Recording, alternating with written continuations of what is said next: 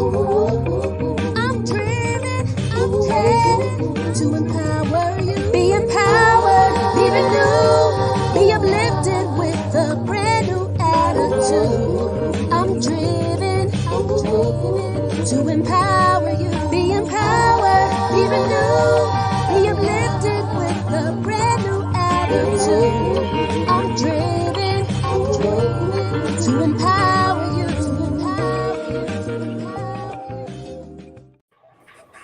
Welcome back to Driven to Empower You. I'm your host, Willett M Hurst. If this is your first time, welcome to the family. If not, welcome back home. As you can already see, I have a bunch of awesome guests that have came over to visit me today, and they're going to share the stage with me. So I'm going to introduce them one by one. These are our future leaders that are going to take the world back by force. So I'm going to start first with Mr. Joe Smith coming out of Oklahoma. Hey, Joe. Hey. How you doing? Tell us a little quick something about you. I'm 23. I'm from Oklahoma, and I'm an artist. What type of artist? Rap, hip-hop, a little bit of everything. Okay. So next to Joe, and I keep wanting to say Pastor Joe. Next to Joe, I have Natalie. Natalie, tell us, you're coming out of Oklahoma too. Tell us something a little bit about you, Natalie. Hi, I'm Natalie. I'm 24. I'm from Oklahoma, and I'm part of Bridging the Gap Church. Okay. We got Naya, and she's out of North Carolina. We're gonna come back to her. We coming from Stephen, that's out of my hometown, straight out of Cali. Tell us something about you, Stephen. Hi, my name is Stephen. I'm 16 years old. I play basketball. You don't just play basketball, you slam dunk with the basketball, don't you? Yeah. I heard that's what I heard. Yeah. Okay. We have Caitlin. Yeah, originally from Texas, coming straight out of Oklahoma now. Tell us about you, Caitlin. I am 29 and I love to sing for the Lord. That's the best place to be. We got Sammy coming out of I keep wanting to say North Carolina. I don't know what that is. Coming out of Oklahoma. Tell us about you, Sam. I'm Samantha, 16. I'm also an artist. Oh, what type of music? You are? Oh, not music artist. Oh, you can draw. Yep. So let me say this for the beginning. Samantha, Natalie, and Joe are siblings. They're also PK kids. So I keep seeing Joe speak for everybody. So I'm going to assume that Joe going to be doing a lot of speaking for y'all youth today, right? Y'all going to let him be the speaker for y'all? I don't know about that. Let me be the voice.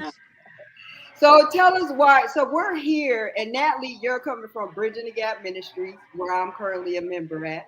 Why are we here today? We want to hear what the young people have to say. We always talk all the time, and then see, my generation you were supposed to be seen and not heard, the young people, right? But what I've seen is that your generation is supposed to be, we need to have open communication because you guys are dealing with so much stuff. Can you share something about that with us? Well, there's a lot to it.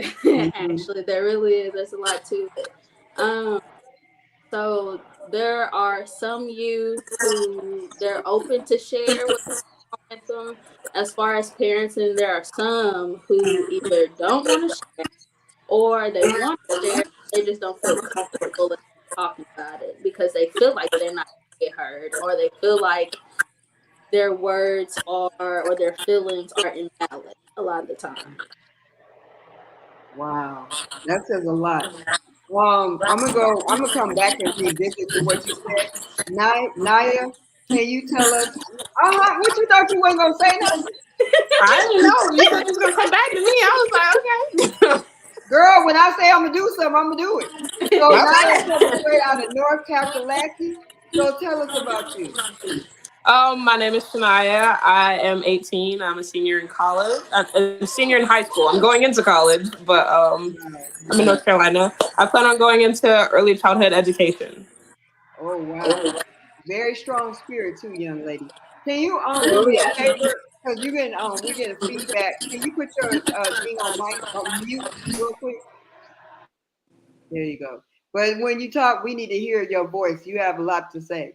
So go back. Let's elaborate more on you what you were saying now about what you guys as far as not hearing what you guys have to say. Well, I mean, I've known a lot of people around my age. I tend to stick to myself, but a lot of the time, people tend to, come to me and they feel like they can vent a lot of the time. So, from everything that I've heard, as far as how some of people around my age or younger feels, they feel sometimes they want to speak up, but they have some adults who basically tell them, I'm the adult, what I say goes, or or you don't feel like you have an input, or if you try to, you automatically get shut down because you're still young, you're still youth, you're not grown. Mhm. And I have to be said, I'm on the show. I like to be transparent. This is my walk. So my kids are 26 and 30, and that was the era I was in. And so it's a lot of stuff that I know that I messed up as a parent. Mhm. Um, that I wasn't able to listen a lot of times because I was rushing and working a lot and trying to survive a lot. So a lot of stuff I did miss, and that makes sense why a lot of us older generation has not been able to pour into your generation. And that's why a lot of stuff. And then you guys have COVID, where you guys have had to deal with a lot of stuff that an older generation has not had to deal with. Does that make sense? It does. Yeah. Naya, what do you have? You wanted to say something on that? No. Okay. I my freshman year was during COVID, and it kind of shut me off from like my high school entrance experience. And whenever I got in high school, I kind of went crazy, and it was just a lot of me like losing my faith. And it was I'm just now getting to the point where I can say loud and proud, like I am a Christian, and that this is who I am. So I can relate to where she's coming from when she says like sometimes we want to talk about it and we don't feel like we can, because like in school now it's so rare finding someone that's on the same page as you when it comes to things like that. So I relate to that really heavily. So let's revisit when you said you lost your faith. Why did you think you lost it? For maybe the first 2 years of high school, I identified as an atheist. Thought that I thought that the Bible was just a book written by a bunch of people, and that was just what it was for me. I had an encounter with God, and it solidified everything for me. But that's what I mean whenever I say I lost my faith. I didn't have any regard or any care about it. And what's you said in order to switch it up, you had the account. Is that what changed everything? The account. Yeah. It was a really simple thing, but it like spoke like really it spoke a lot to me. And my mom actually, she continued to like read into me, and I would be like, how do you know that? You shouldn't know these things, but you know them. And that was my encounter. I was like, all right, so obviously maybe something's wrong with me. So I went further into it, and now I can talk about it openly. And it takes a lot in this, like I go back to revisit with myself. It's a lot of stuff that I went through in life as a young person that I for some reason, anytime I try to talk, there was no way for me to verbalize it. Yeah.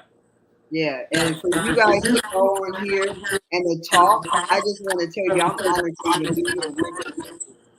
Not yeah.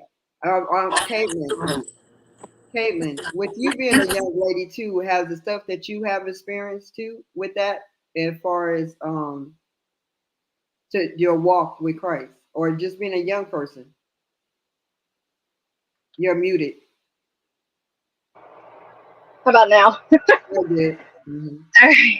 I was getting a lot of feedback. Sorry. Oh my gosh, my walk with the Lord has been very rocky. Mm-hmm. It's been very.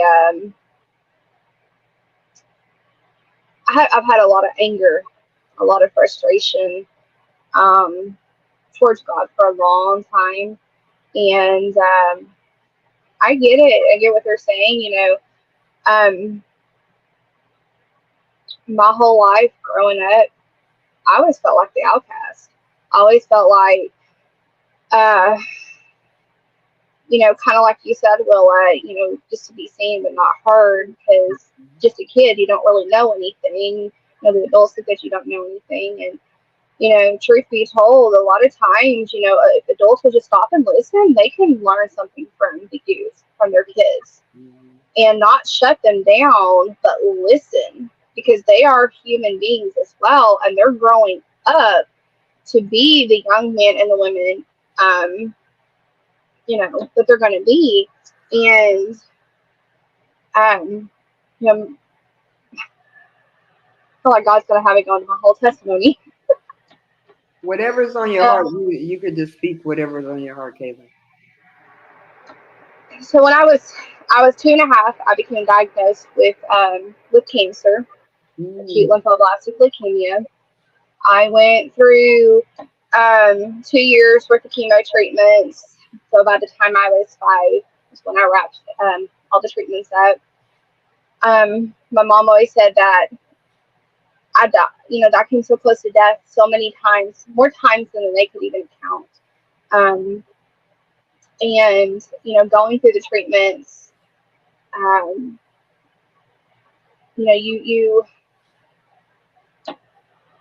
you don't. A lot of people think that because I was so young, I wouldn't remember, but for some reason, I do remember a lot of what happened to me. Mm-hmm. I remember a lot of the trauma. I remember, the pain, a lot of the pain that I went through, and that caused me to become what I felt as an outcast by some of my family, my own brother, even to this day. He has hatred and bitterness and resentment towards me because he always thought that my parents cared for me more, loved him more than me. And that wasn't really so much the case. It's just, they couldn't have an 8-year-old boy hanging around a sick little girl who had no immune system. And so my brother, dealing with that for my brother, and growing up in school, y'all, I was a kid that got bullied. I was a kid that got called every name under the sun. And by the time I turned 13 years old, I went into a deep, deep, dark depression. I literally shut myself off and became a recluse. I would stay in my room. I would listen to my music, and I sang all the time. And that's actually where my love for music grew. And wonderful thing is a lot of times when God communicates with me, He communicates with me through songs. Mm-hmm. And and I never was suicidal. I had suicidal thoughts. I had the suicidal, ideations, and I would imagine things. But instead, more than anything, I just got to where I became so angry and so bitter, and that turned towards my parents, that turned towards God, and I just, I wouldn't really talk to a whole lot of people, and that kind of that carried out with me into my early 20s until about, and it led me into a lifestyle of promiscuity and several bad relationships. And that finally ended when God got a hold of me. When I was about 25, He started working on me, but I slipped a few times in between then and by the time I turned about 20, really 28. Now, mind you, I accepted Christ as my Lord and my Savior when I was 14 in a little Southern Baptist church. Preacher happened to be preaching on hell, and it scared me so bad. And I mean, tears streaming down my face. At the end, when he's having an invitation, I went down there and I accepted Christ. And 2 weeks later, I got baptized. But the Lord started working on me and dealing with all of the anger and all of the bitterness and the hatred that had been growing in my heart the last since 2020. And ever since October, November of 2020, my life has literally done a whole 360. And it all began one Sunday night at church when I had an older gentleman prophesy over me. And that was when I can say that truly my journey began with Christ. Oh, sorry for interrupting. I was going to ask you, when you were going through your darkest moments, were your parents, and anybody can jump in about stuff that they experienced with being younger, that any of your parents, were the parents able to see what you were going through? I would have to say no, they didn't, because at the time, my dad hurt his back in 2000 on a job, and he had like 8 different back infusions done, and so he wasn't, dealing with all of that. My mom was our sole provider, mainly, besides his little bit of Social Security that he finally, after I don't know, probably 2 or 3 years of being denied, got on disability. So my mom worked her tail off to try to take care of us kids and take care of the bills. And my dad, I know, got really depressed and down because he felt, I think in all, he hadn't, ever admitted, but I think it made him feel less of a man because he wanted to be the provider of the house. Well, my mom had to step up, and he got depressed, and he would be asleep a lot. He'd be on pain pills, and if you're not careful, those hydrocodones, you can get easily addicted to them. And he was just on, trying to figure out a way to cope and deal with his situation. Which a lot of adults have to do that. A lot of adults have to do that, and to be honest with you, we don't know how to do that. A lot of times, being a parent, we try to act like we got everything together, but we don't. We're faking it. We're faking the funk, trying to make it through it. And a lot of times another thing I was guilty of, when I was going through stuff, struggling and whatever, instead of saying to my kids, this is what I'm dealing with, this is what's going on in life, we try to protect you. But the thing of it is when you're in life, when something happens to you, if we protect you for it when life happens, it's not if life happens, it's when life happens, you're not going to be prepared for that. Did you want to say anything, Stephen, in regards to that? I was gonna get you, Samantha, but I'm gonna come back to you, Samantha. Is there stuff that you go through now that your parents may not see, or stuff that you may tell your friends, but we don't know as parents?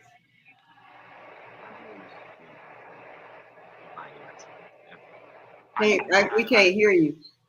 I'm sorry. I said I feel like if I do try to express myself or something, I feel like I'll get judged, or people say certain things about me or do certain things or treat me a different way.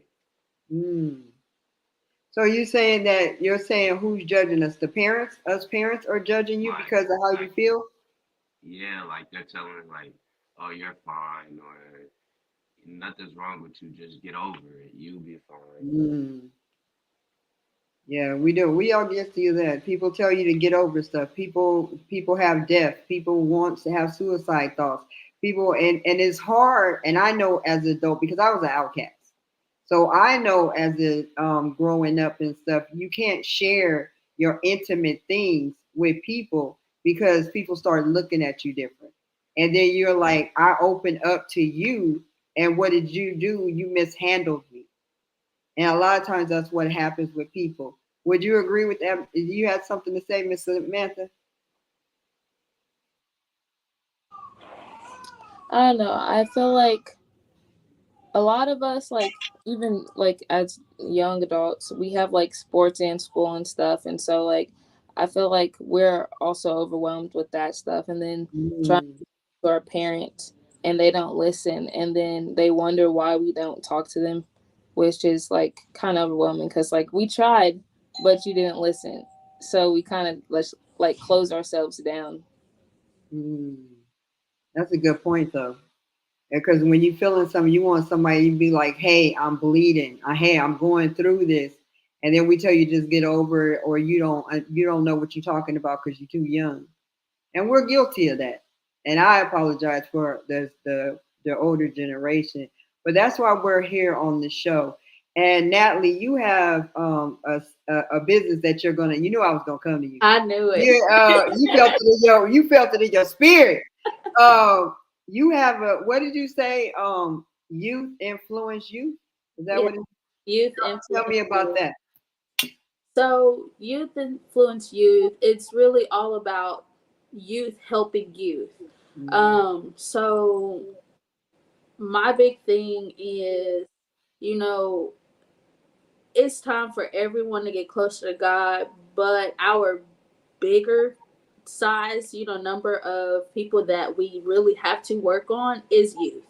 Mm-hmm. We have so much going on, nowadays. We have kids dying left and right, so the biggest influence on youth is youth. You Mm-hmm. know, they listen to each other before they listen to an adult or they listen to their parents. If they want to talk, they have their friends. So youth is the biggest impact for youth, and if we don't work together as you to get closer to God, then that will leave adults to have, kind of a struggle, but not necessarily. It won't necessarily be a struggle, but it'll be a lot harder because a lot of the youth feel like, the adults don't listen or, they really don't care about how they feel or what they have to say. So, would you agree with that, Joe? Yeah, I agree, but I feel like sometimes us as young people we don't want to listen to. So That is, like yeah, people will that try to help, but it's just the fact that we don't want to listen to what they gotta say. So that kind of messes us up too. So I don't think it's just all on the adults. It's stuff that we could do different too to level the situation out. I agree, but I think we need each other. yeah. Like the Yeah, older we do, but generation. I know myself, and sometimes I could be real obnoxious, and Mm, not want to hear what I mm. need You to can just hear. open that door, Joe. You can I just say that open it. myself. You know, Miss Willette gonna walk See, right in the door, right? the first thing you gotta do is admit you wrong, and that's what I just did. So it's not always the adult. It's we gotta work on stuff that we can do different to try to understand. Because when you talk to somebody, you gotta talk to understand, not talk to reply. Ooh, that's powerful, Joe. I think I'm gonna have to leave you alone a little bit. But that. So, what you think about that, Naya? I don't know. Am I still getting feedback? You can still. We still want to hear from what you have to say, though. Okay. Well, I can say from my past experience, I've had situations where like it was me and my mom, but she never really shut me down. That was like the only experience that I really had with anybody, me talking about my faith, especially in the beginning. I talked to my mom about it, but she never shut me down. I kind of shut myself down in that sense. So like whenever I got really depressed, my depression didn't really look like depression. It looked like more of like anger, and it wasn't identified as a cry for help. Mm, So whenever I was going through whatever I needed to go through, um, there was always my mom to go to. But with her, whenever I was going to her, I was lying and I was deceiving and I was manipulating based mm, off of my hurt. I was using my hurt against her to get what I wanted in the end. So, like you said, there is stuff that like us as a generation of youth can do to better the situation. And it's a give take kind of thing. So to get the older generation to change, we also got some changing to do too. mm. And I'm impressed come with you with guys. that, Coming with that, so there are there are youth that know, where they mess up, where that it's not just the adult. It's not. They're both of them are correct. It's not. But the thing about it is the youth that knows the difference. That's the whole youth influence youth. Is there are youth that know, that are aware of, that they know, oh, well, I don't want to listen to them. And they know that they've done that, but it's noticing the other youth that don't notice, that way the ones that know, they can help influence the ones that don't know. That's good. That's good. Would you agree with that, Stephen? Yeah, I would. What's your take on it? As far as the adults and the youth both take responsibility. I feel like the youth, like they just like sometimes we just talk and we just need to like sit down and actually like listen to what our parents are trying to tell us sometimes. Mm.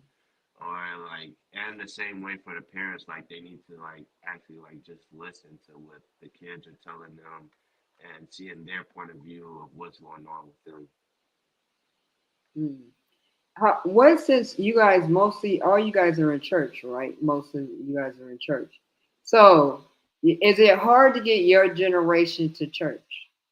Because they've been able to I know firsthand that us and my generation, what would happen is we would go to church and a lot of times we didn't live the way we went to church. We would live one way and then when we go to church we act another way. So because I know your generation, you guys only really connect to real, you guys really know when people are not real, they're superficial, and you don't adapt to them. So a lot of times when we try to tell you like come to church and you like you were just acting like yada yada yada when you were at home, or you were just talking about that person when you were at home. Now you want me to go to church and act a certain way. Do you guys agree with that? Anybody want to? Yes, I was waiting on somebody else, but yes. I feel like we playing a game. Like you We know how did. you do the Everybody budget and you do the thing and you like wait like who gonna pop the buzzer? yes. um, I can say it is pretty hard getting, some people our age to come to church. Um, and sometimes it's because I've heard, that church people aren't who they, basically explain themselves to be, and it's not genuine. And a lot of the time that's the root of it, is they feel like it's not genuine. Mhm. See, our generation would go with the flow, whether you was fake or not, right? You got for real. We would go with the program, even though we know they don't like you. We know that this and that, and we would still do it, the fake stuff. But your generation don't get down like that. Not at all. They'll call you out on it. Y'all playing the game, you let her win the points. Yes, they will call you out on it. They will call you out, and then it's like, no, but you said yada. You can also tell, like, if say you're hanging out with somebody or whatever, you can also tell when that adult have been talking about you because the child will start acting funny against that person. Oh yeah. Oh yeah. You be like, you be looking at the kid, you be like, okay, I peep game, I see what's going on. But what about the stuff that you guys are dealing with? Okay, you're dealing with COVID. You're dealing with lack of socialism right now. You're dealing with the what's the drugs that's out now? The pills. Okay, Naya, you know I'm gonna call on you, so you might as well. We don't care about the feedback. We need to hear your back. We need to hear what you got to say. So take the. I know in my school, like there's heavy drug use. It's gotten to the point where like teachers and stuff like know about it, and like they just don't say anything. I remember I went into the bathroom. This is like I don't even use school bathrooms now because that's all that happens in school bathrooms at this point. But things like that, just all the time. And being around that, it is a really big influence. Like I don't partake, but like there was a point in time where like I was very interested in things like that, and it almost got me. I was going down that rabbit hole for a while, and I had to like dig my way back out because I was really going through it at one point. But I applaud you for not going that way. Thank you, because it's bad. Yeah, but I applaud you because a lot of people don't know how to deal with what they're going through, and it's hard, especially you don't have anybody to talk to. You don't have anybody to convey to, and suicide is very high in your young people. Have you guys anybody experienced anybody that have committed suicide, want to try to commit suicide, or anything to that magnitude? I've had a few encounters with not only like other people's attempts of suicide, but also my own suicidal thoughts. I think I was in middle school sometime, and I went into the locker room, and there was a girl trying to hang herself, and I had to help her out of that. So that was my first ever encounter with like suicide or suicidal thoughts. And then year before last, I was having my own encounters with it, and I didn't really know how to approach it. I kind of just blew up. I was very angry. I was very depressed. But like I said before, my depression didn't really look like depression. It just looked angry and spiteful. So people didn't really associate my depression with depression, because it's not the stereotypical, oh, I was so down, I was crying all the time. It didn't look like that for me. Like I was still happy, I was still joking and laughing, but it didn't really look like that for me. So I've dealt with it on a helping and a going through it side of the scale. So you're a functional depressed person. Yeah, like most people are.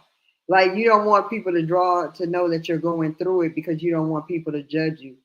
And a lot of times, a lot of people there wouldn't be high suicides if people can actually go to people and convey and say, you know what, this is what I'm going through.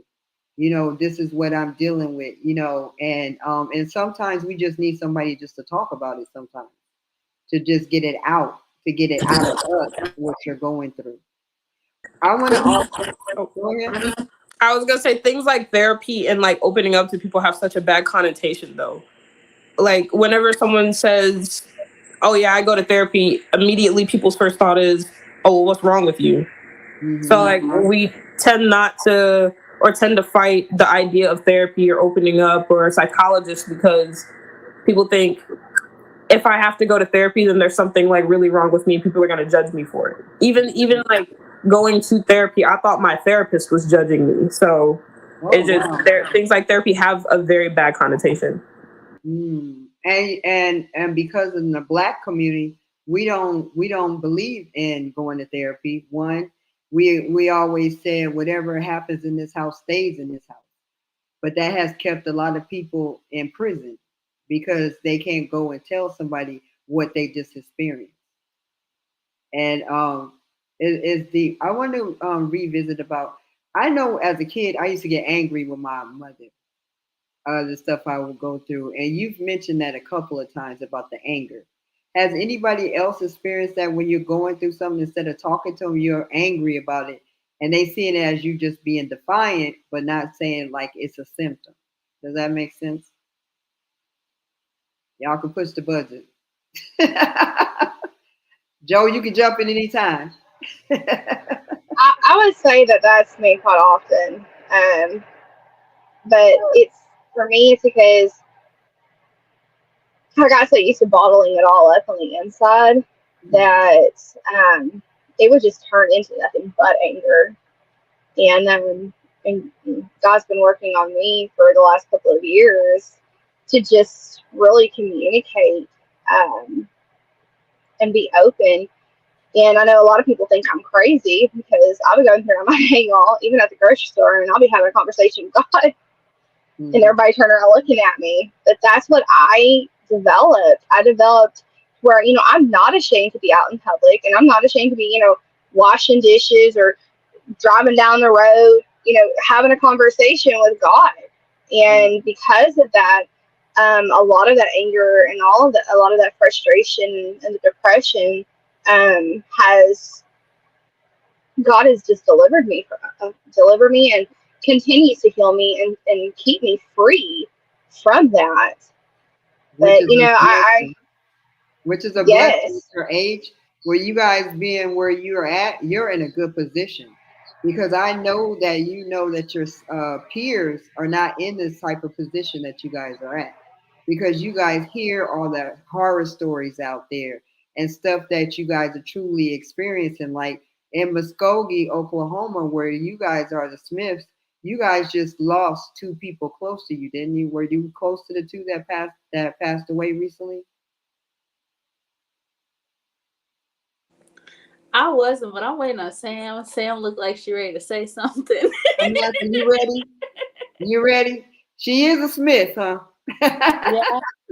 Well, like I knew the younger one, not the older one, because the younger one, we all like everybody in like our age group kind of grew up in the skating rink. So he was always around, like he was always happy and everything. So I knew him, and like yeah, I wasn't like super duper close to him, but I was pretty close to him from that. How old was he? He was 16, the same age as us.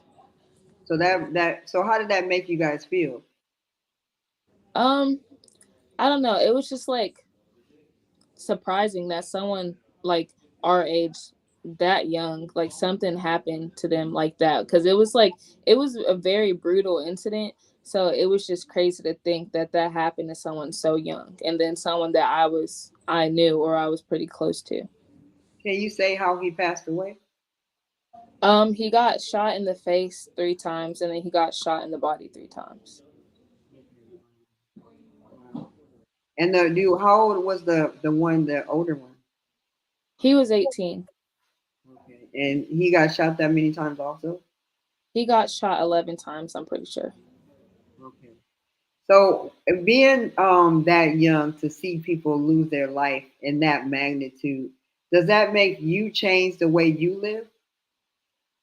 I mean, I know a lot of people are involved in a lot of different stuff, which is from them like holding stuff in and then being around certain groups and thinking like these are my people or these are the people I can rely on, and then it kind of turns, which for me it's just like you always have to be careful who you encounter and how you encounter them and what you say, because something you might think doesn't come off the like wrong way might come off different to somebody else. So we all Hmm. have to be aware of like how we come off and how we talk to certain people.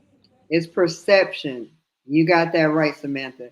What happens is, like, if I say something to you, I'm from California. Now I'm in Muskogee. So what worked in California is not going to work in Oklahoma because it may mean something in California different than Oklahoma. Like it may be something easy, funny, or something, but it may be offensive in Oklahoma. Then what happens is not how you say I have the best intention, right? It doesn't matter what my intention was, it matters how they receive it, how the person receive it, even though your intention wasn't to hurt somebody, but sometimes it happens like that. And you're very you're right on it when you said you have to be careful how you handle that. Because that was such a deep situation and you guys are young, same age, young man that you knew, same age as you. And where you live, do they offer any kind of grievance counseling or anything to that magnitude?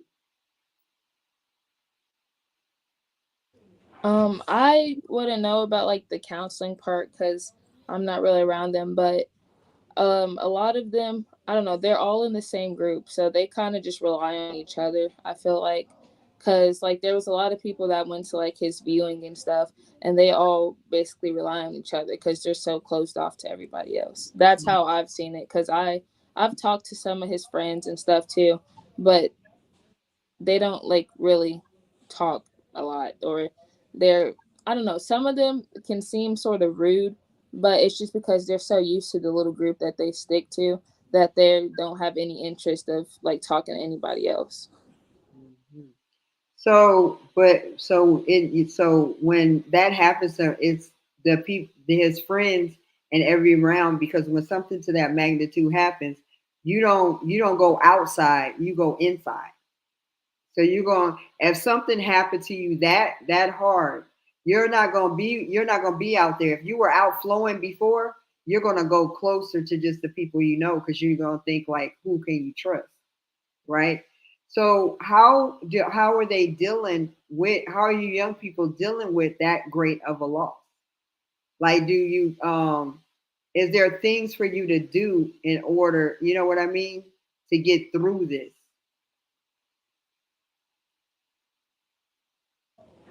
Well, I've had a lot of people come to me like after that talking about like getting closer to God and stuff.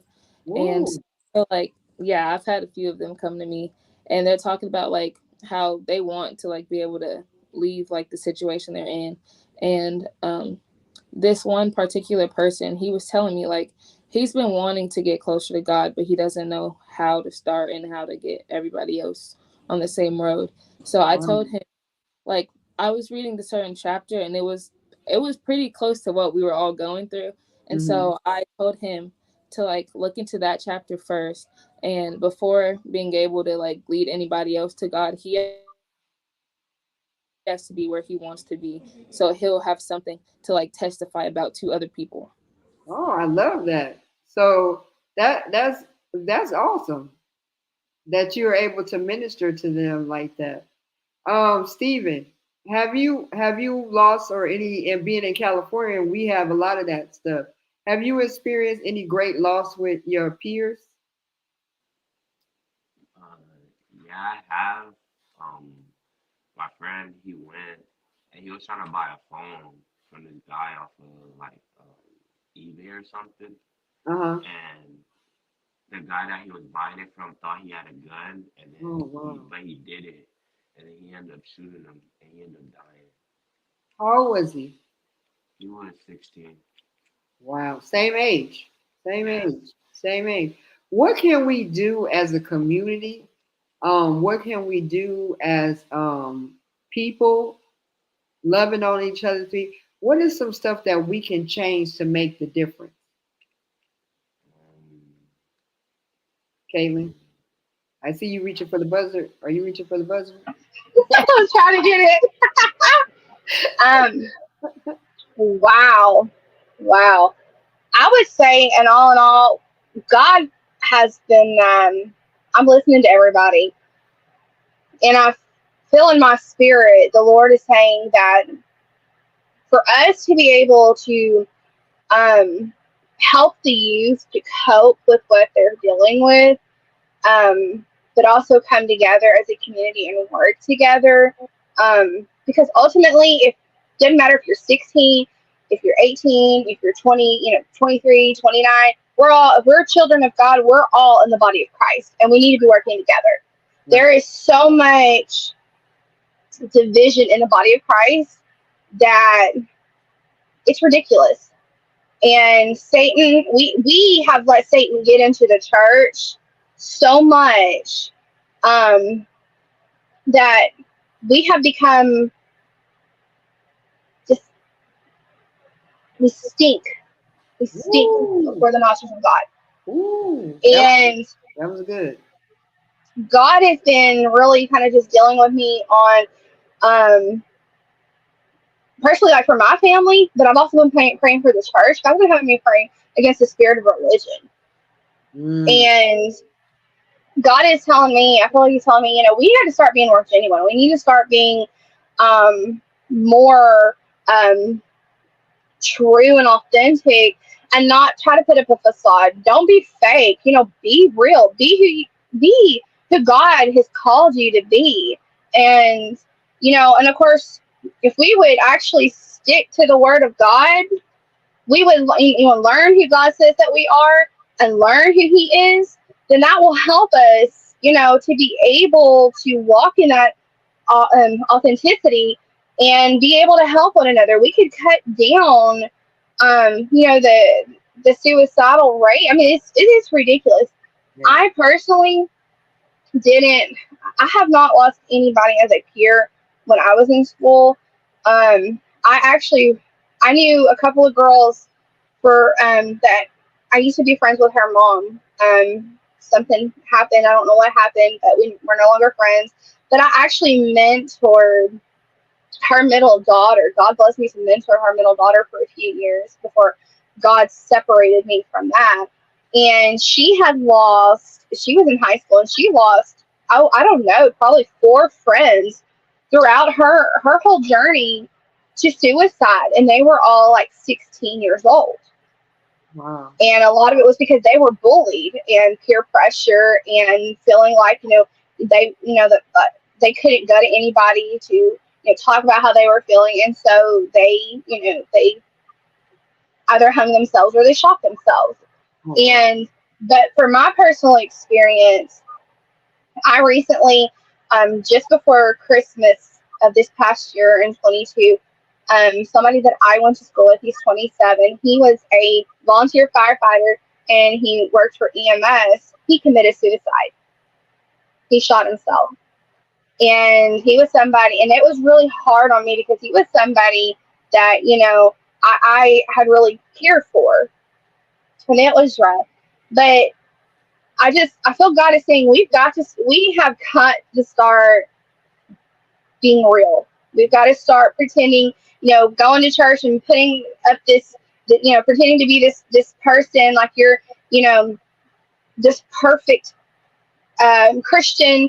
And then when you go out the door, you're hitting the bars, you're hitting the clubs, you're gossiping about somebody, you're doing this, you're doing that. You've got to start being real because the thing is God is seeing everything that we're doing. And he is so tired of the fake. He is so tired of the religious people in the church that are not truly being a true disciple or true Christian of his word. You know what's amazing, Caitlin? I get so excited hearing the young people that you guys are sold out for Christ, and I keep hearing Pastor Joe over there. Pastor Joe, it feels good for you, Caitlin, to have that fire for what's going on. How, Joe, with your generation, how can we change stuff? How can, now that happened in Muskogee, now that you've lost somebody, Stephen, in California, how can we switch up the game so we don't lose anymore? What ideas could you tell us to give us some options? I think what my dad and them started doing is something that I was thinking would be a good thing. Just like going out to parks and stuff like that where the youth usually is, and just letting them hear instead of just acting like saying that they don't know, letting them hear about God and like praying, just praying.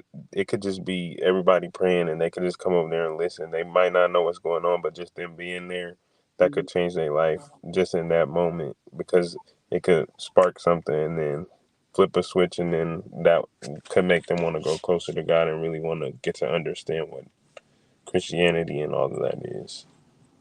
And that's amazing because I've been able to go with you guys out to the parks and see the changes that people are hungry for the word of God. And the young people, you guys are hungry for the God. But Bridging the Gap is doing something different because they are going to different parks every Thursday and they putting their feet on the ground to save the youth and say no more to the devil. My thing of it is that with you guys bridging the gap, and we get with you, Natalie, in regards to what you said in church to your young people about you are the bridge. The thing of it is that you guys, I think, where you have the recipe is because in your church you have your grandmother, you got your great grandmother, you got your dad, you have your uncle, you have your aunt, and all the young people are out there together as one body. Yes, and then as far as my dad and my aunt and my uncle, they're not any regular pastor. Mm-mm. They're not. They're not any regular pastors. They'll tell you how it is. They'll even tell you what they've been through in life, just so you know you don't feel like you're alone. They want you to know that you're never alone. You know, you're always welcome. Just come as yourself. You know, and that's my favorite part. That's what I love. You know, because that's really the main thing as far as people feeling like, you know, they're not welcome into a church, or they don't want to go to church, you know, because they feel like they're not welcome for them, you know, as themselves. You know, they can't come in as themselves. And that's one thing Bridging the Gap is big on. It's huge. They want it to be known that you're welcome to come in as you are. You know, it doesn't matter what you have on, doesn't matter what you look like, what you're going through, what you're dealing with. You know, just like my dad always says, everybody is ex something, you Yeah. know? So that's, I think it's very well needed, you know, for everyone to know, even pastors, you know, like they've been through it. They're ex something, you know, and they're able to share that with everyone. And people need to hear that, because a lot of times we go to church and people think you have to come to church perfect. Well, nobody is perfect except for Jesus. So you you never go to church to be perfect. So to go somewhere and be yourself, and to hear you say it from your mouth, to say that that you can be yourself. How does it feel with, you know, there with being a pastor's kid? And Samantha, I see. Wait, hold on. That don't push the button yet. Don't push the button yet. I want to come down to Samantha down there, because see, I feel you got something to say. I feel like being a pastor's kid in this generation, I mean, a lot of people, when I tell them that, they're like, really? But like, you can see it in us, like our, like the kids in the church, because all of our parents are pretty much pastors, and it's like, if you tell them you're a PK, they directly come to you, and that's happened to me a lot. Like, I'll share stuff like on social media platforms, and I have people coming directly to me because they know I'm a preacher's kid, or like if they need to be prayed for or something, they'll come to me because they know. Most of the time, preachers' kids get bad reps, though. Yep, I was just about to say that. Come on, Pastor People Joe. be like, I heard Come on, Pastor Joe. preachers What you kids got to are say? the worst. That's what people be saying. I heard preachers kids are the worst. I'm And like, well, what you you ain't say? met this one. Oh, You ain't met this one. We cut from a different cloth now. oh. Yes. Okay, Smith. You come from a different cloth, being so elaborate on that. So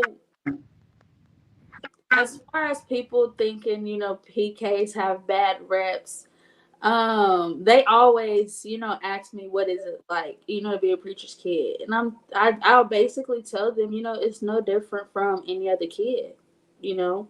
Like, we still all go through the same things, you know, and it's just that we have more influence, and you know, we actually have that push, you know, to have that drive to want to be closer to God. You know, we have, that's kind of like an advantage in, you know, in my opinion, you know, in a way, because you know, even though we live the same lifestyle, or you know, we all go through the same things, we have parents that care enough about us, you know, to get us involved, you Mm. know, and to actually, you know, let us know it's okay. You know, it's okay to be a preacher's kid. It's okay to be different, you know, if other people think you're different, you know, it's okay. It's and you know that's a big point, because in the world, it's not okay to be different. It's not at all. In the You get made, world, you get made fun of a lot. hmm, elaborate on that. Like, some people, they'll tease you, you know. If you say you're a PK, they'll tease you because they think that you can't do this or you can't do that, you know, like they feel like they have an advantage. Mm. But in my opinion, PKs, they really have an advantage, you know. But also, the thing about being a PK is, and having that advantage, it also gives me the advantage to do what I can to bring more people to God. Mm. So that's how I look at it. That's powerful. That's powerful. I want to being different. You said like being different, Stephen, because I want your outside voice, Stephen, because you are a powerhouse in what you do. You're a basketball player, but you're a very good basketball player. So that makes you different and you stand out. Do you get any kind of does people come after you because you're different? Because you're Yeah, rare? yeah. They be like, how do you get so good? How can you jump this high? How you can do that? And they always asking me for like the things that I did to get where I'm at now, and I tell them, and then they'll treat me a different way, like I'm like not a regular human. They'll just give me like Hmm. advances to things and be like, oh no, it's Steven, leave him, he's fine, or they'll just treat me like I'm Because you have special. a gift, because you have a gift, people will think that you think you're better than other people, right? Yeah, And then it causes jealousy, doesn't it? yeah. Uh-huh. I see all you guys shaking your heads. Okay. Elaborate on that, Naya. I grew up um I grew up in a very sheltered life. Like I grew up in private schools and like gated neighborhoods, things like that. So when we moved, I was put into a public school system. And Mm. that was like my first time ever being in a public school system. So it was very different for me. And I got like run over and everything because I was deemed smart and I was deemed more fortunate and things like that. But they will always call me spoiled. And I'm like, I'm not spoiled. This is just how I grew up. I'm not entitled. This is just the life that I've known. So like whenever I would be like, oh no, I don't eat school food. I still to this day won't eat school food. And they're like, oh, that's so spoiled and you're just babied or whatever. I'm like, I've never had to eat school food. So and it's just things like that. I can't. I didn't grow up in the church. Like I didn't go to church every Sunday. I'm not a pastor's kid. I grew up outside of the church, but we watched online. So like I still had that connection. But whenever we got to our first church in Michigan, it was like a culture shock for me because everybody was like so in tune. Everybody was like so kind of like it was like a hive mind to me, and I was like, this is weird. I don't know how to be open about my actual faith, so I didn't like raise my hands like I would at home. And like to this day, I still struggle with like open faith. I still struggle with like showing people that I am a Christian. So like, unless the conversation is brought to me, I'm rarely the person to start the conversation. But things like that, I do still struggle with getting like, not, I wouldn't say attacked for, but like people pinpoint things like that. Oh, she's just a good girl or whatever. And I'm like, that's not. I just don't partake in the things that you guys partake in. You know what that is too, though. What happens is when you're different, you any kind of difference. People don't understand different because in the world, there's 100% in the world, right? 87% of the world are followers. 3%, only 3% of the world are leaders. 10% are destroyers. So when you stand out against everybody, you're standing out. It takes a big person to be a leader. It takes a big person to go against the grain. If you drive down the street, you guys drive. If you watch everybody go down this one lane, right? Everybody going down the same lane, bumper to bumper. You go to the right hand side, ain't nobody over there. And then somebody will start driving when they see you go over there. That's the same thing. They'll follow you if you're a leader, but they'll also, it sets you apart because you're separated from everybody and you're going to get the warfare from that. And Samantha, I'm coming to you for that. Elaborate on that. Um, well, I also go to a private school now too. So Mm, agree with like what she said with like the certain view and having like stand out. And so I feel like since I have such a different view on everything, obviously because I'm not in the majority of like what the school is too, a lot of people come to me or like they'll ask me about certain subjects, and then if I tell them, they're like, oh yeah, like come like group with me basically, so follow me or like be behind me and like what I say, because they're like, oh yeah, that makes sense compared to like what they know and what they've grown up doing. And so it's like it's really different because like a lot of them, they they are very entitled, I can say. They stick to their one thing and they think they're entitled to. So like even with sports, they're like our coaches aren't as hard on us as like AAU coaches or like public school coaches. So they feel like they can do whatever.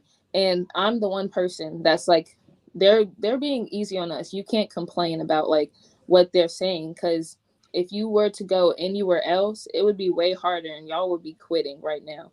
And so it's just like after that, like a lot of people are like, okay, so we can do it, or like we should think about that more.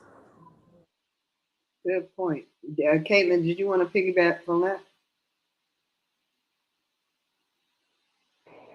Why are y'all surprised when I call on you? Please tell me. Go for it, Caitlin. Ooh, I feel like my mind is an overload. That's a good thing. I know it is, right? Mm-hmm. Oh my gosh. Right now, I don't really have anything at the moment to say. I'm really just listening because Mm-hmm. I just at the moment I don't have nothing to say. So you just tasting every morsel. I'm going as I feel the Lord puts it on me to speak. Okay, that's a good thing. It is, because I think too often we speak too much than we do listen, and Mm-hmm. we need to start listening more.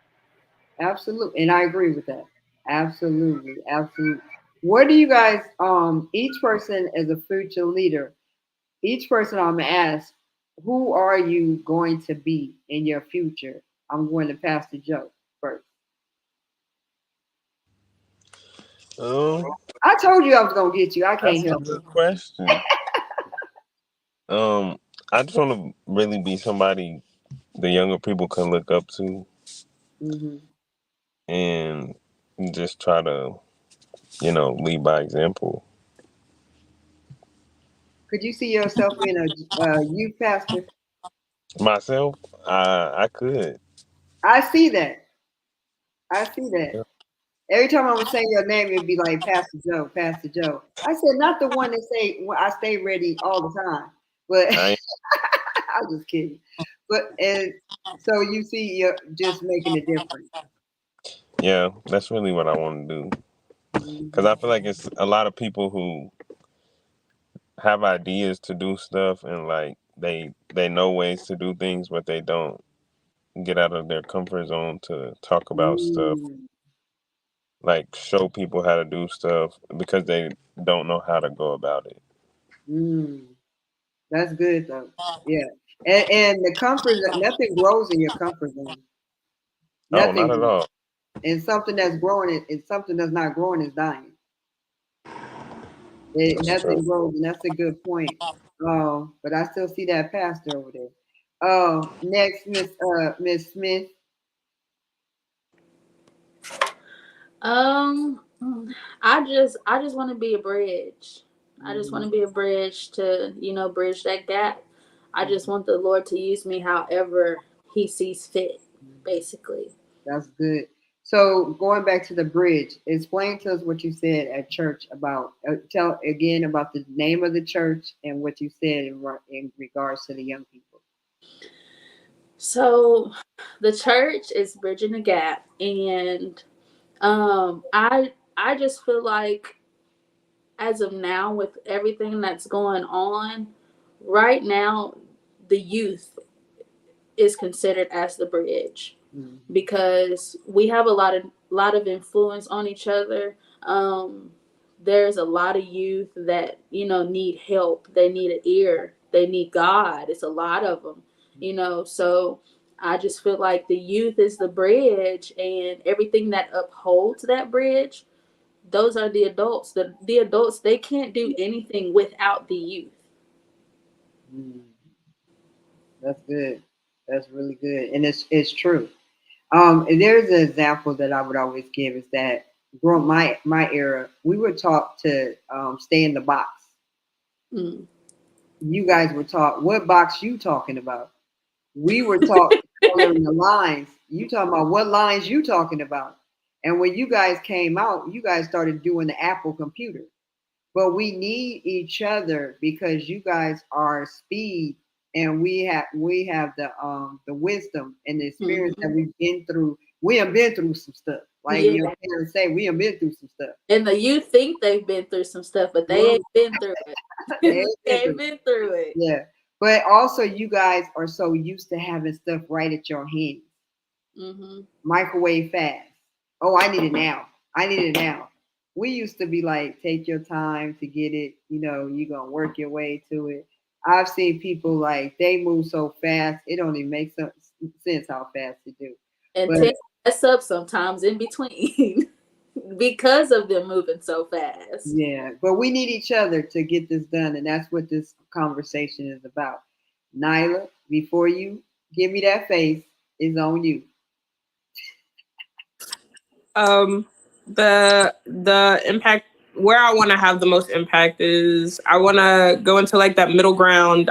Like I said earlier, I want to go into early childhood education, but I specifically want to work with middle school because I feel like that's the middle where like things start getting really confusing. You know, by high school, you're kind of like, this is who I am. You're repping your colors real hard. Elementary, you're just having fun. Middle school is like where you're figuring out who you are, and I want to be a part of like helping people figure out who they are, who they want to be, while edifying God in the school system. Because you don't see too much of that now. Like talking about your religion in school, it's like a sin. Teachers can't even teach. Like teachers aren't allowed to bring up their faith at all.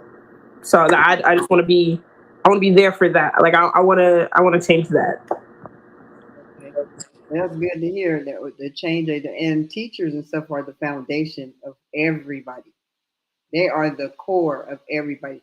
They should be one of the wealthiest careers there are because if we didn't have our teachers, we wouldn't have anything.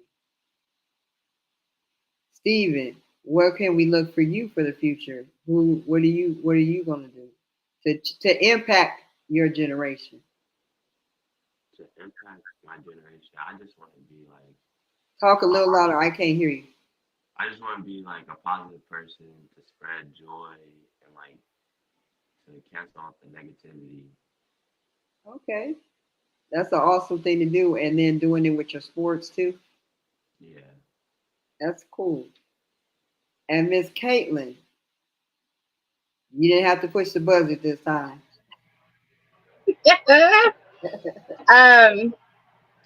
Actually, I already know. God's already shown me what He's going to do. Okay. I am going to be getting into women's ministry, helping young women in their 20s down to teenage girls, being able to just pour into them what I have gleaned from my teenage years all the way to now, helping women who have gone through abuse that I have personally experienced, going through, helping them to reestablish their identity in Christ and how to teach them, equip them how to walk in the authority in Christ and to take back the territory in their lives that the enemy has stolen. Come on. And, God has been just, He's so loving, but sometimes it seems like He's a little bit of a drill sergeant, really been on me about learning how to operate in my authority in Him and taking back every area of my life that Satan has crept in and taken it back. I'm God, not just women's ministry, but missionary. I've already got people inviting me to go to Kenya. I'm in prayer on that, but also really just getting out there and just helping people to, getting into deliverance ministry. God has shown me that. And so I'm just really excited on what God is going to do. And I'm so excited, how we get so impatient because like you said, we're in that instant society. We want it now, but God is saying, no, you're going to wait for my timing. And I'm actually in that season of having to learn to be patient and to wait on Him. But I know that God is faithful because of everything that I've gone through and where I'm at now, that I don't have to worry. I know where I'm going to be. I know where God's going to take me. So. And Miss Sam, you know I'm coming to you. In this generation, I want to be someone to help people find their voice and their peace, because I know a lot of people struggle with peace and like where they're. You know, you say a few little words, but they like the words that just sock you. You be like, I want more. Oh, listen, she's really bright. She's really No, bright. I know. And I'm like, I'm hanging like, I want more. Yeah. Damn, you know I'm here in Oklahoma, so I want more, Samantha. I'm super excited about everything that you guys are gonna do for the future. And normally I wouldn't have played the song, but I think I want to play the song just for us to meditate on the song that Nat sent us, and then so we can come out and close it out. What do you guys think about that? Let's do it. Let's play the song.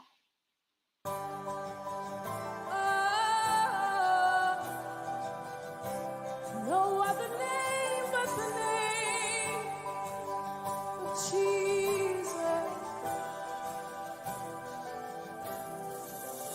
There's no hurt that can outlive the grace you freely give. It's the raging flood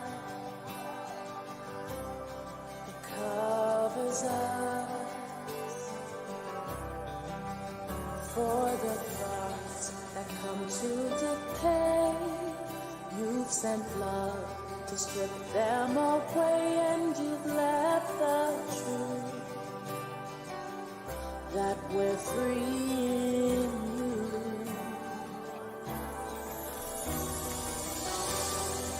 There is no bondage,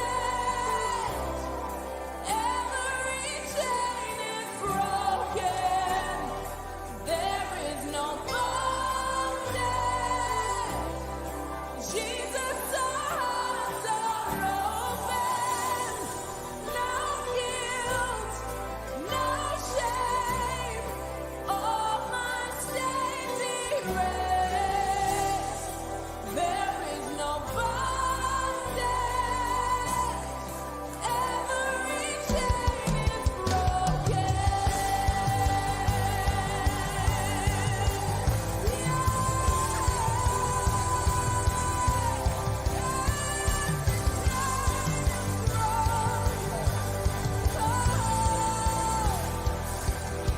Come on, say it. Say there's no hurt I can outlive.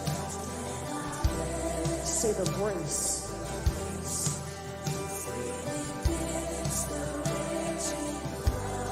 That covers us. Yes, and for the thought. Come on, say you sent love to strip them away. And you that we're free in you. If you believe that in this place, I dare you to just shout it out. Say there is no blood. Say every chain is. There is no bondage. Say Jesus, our hearts are open. Say there is no guilt. No shame. All my stains are erased. There is no bondage. Every chain is broken. Come on and sing it. Say there is no bondage. Every chain is broken. Welcome back to Driven to Empower You. I'm your host, Willett M Hurst, and I've been able to hang out with the coolest kids in the world, these future leaders that are taking the world by force. Natalie, you had that song that we just listened to. Can you tell me the name of the song and why you chose? What does that song mean to you and why you chose it? It's called No Bondage, and Mm. the reason I picked that is because um, we have to look at our path to get closer to God as that. You Mm. know, we can't let anything come in between. We can't let anything bound us from, not getting closer to Him. I mean, because it's what He wants, and it's something we should want as well. Absolutely. It was a beautiful song, make you want to get into worship. So I want Samantha to come back, but we're at the end of the show, and I just want to tell you each and every one that I just want to speak life and blessings over your future.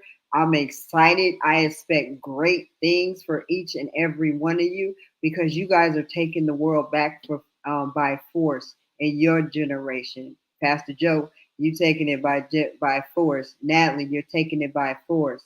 Yeah, Naya, you're taking it back by force. Stephen, you taking the court back by force. Caitlin, you taking the missionary streets by force.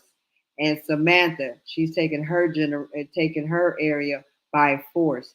You guys are gonna do great things. You're gonna reach great people, the young people generation. What's your slogan again, Natalie? Youth influence youth. I expect you to influence everybody that God puts in front of you guys. I'm honored to have been able to serve you guys this evening. Thank you for sharing time with us and pouring into us and educating us. That's it for Driven to Empower You. We'll see you next week if God says the same.